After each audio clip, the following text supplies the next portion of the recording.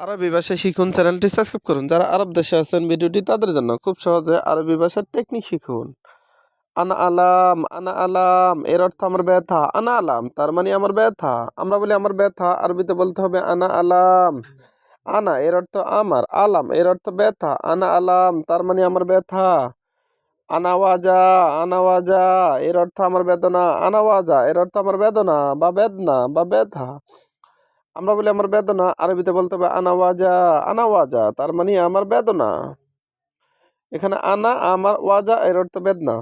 আনাফুতা, আনাফুতা তার মানে আমার লুঙ্গি। আনাফুতা এর অর্থ আমার লুঙ্গি। আমরা বলি আমার লুঙ্গি, আরবিতে বলতে হবে আনাফুতা। ফুতা এর অর্থ লুঙ্গি। আনা ইনসান, আনা ইনসান এর অর্থ আমি মানুষ। আনা ইনসান তার মানে আমি মানুষ। আমরা বলি আমি মানুষ, আরবিতে বলতে হবে আনা ইনসান। আবার আনা নফর এর অর্থ আমি মানুষ। আনা নফর এর অর্থ আমি মানুষ। আমরা বলি আমি মানুষ, আরবিতে বলতে হবে আনা ইনসান এবং আনা নফর। নফর এর অর্থ মানুষ, ইনসান এর অর্থ মানুষ। আনা খাসাব, আনা খাসাব এর অর্থ আমার কাঠ। আনা খাসাব তার মানে আমার কাঠ। আমরা বলি আমার কাঠ, আরবিতে বলতে হবে আনা খাসাব। আনা এর অর্থ আমার, খাসাব এর অর্থ কাঠ। আনা খাসাব তার মানে আমার কাঠ। আবার হাদা কয়েস, হাদা কয়েস এটা ভালো। হাদা কয়েস তার মানে এটা ভালো। আমরা বলি এটা ভালো, আরবিতে বলতে হবে হাদা কয়েস। হাদা এর অর্থ এটা, কয়েস এর অর্থ ভালো। হাদা কয়েস তার মানে এটা ভালো।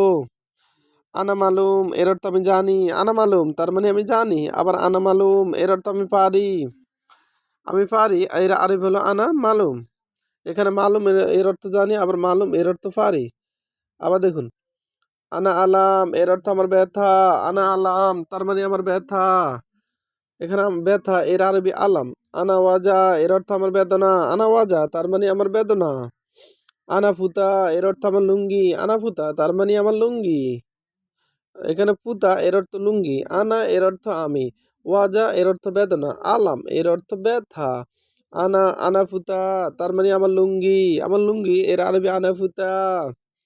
আনা ইনসান, আনা ইনসান এর অর্থ আমি মানুষ। এখানে ইনসান এর অর্থ মানুষ। নফর এর অর্থ মানুষ। আনা ইনসান এর অর্থ আমি মানুষ। আমি মানুষ এর আরবি আনা ইনসান, আনা নফর। আনা খাসাব, আনা খাসাব এর অর্থ আমার কাঠ। আনা খাসাব তার মানে আমার কাঠ। আমরা বলি আমার কাঠ, আরবিতে বলতে হবে আনা খাসাব। এখানে খাসাব এর অর্থ কাঠ। আনা খাসাব তার মানে আমার কাঠ। কয়েস এর অর্থ ভালো। কয়েস তার মানে ভালো। হাদা কয়েস এর অর্থটা ভালো। হাদা কয়েস তার মানে এটা ভালো। আমরা বলি এটা ভালো, আরবিতে বলতে হবে হাদা কয়েস। কয়েস এর অর্থ ভালো। মাফি কয়েস তার মানে ভালো না। আনা মালুম, আনা মালুম এর অর্থ আমি জানি।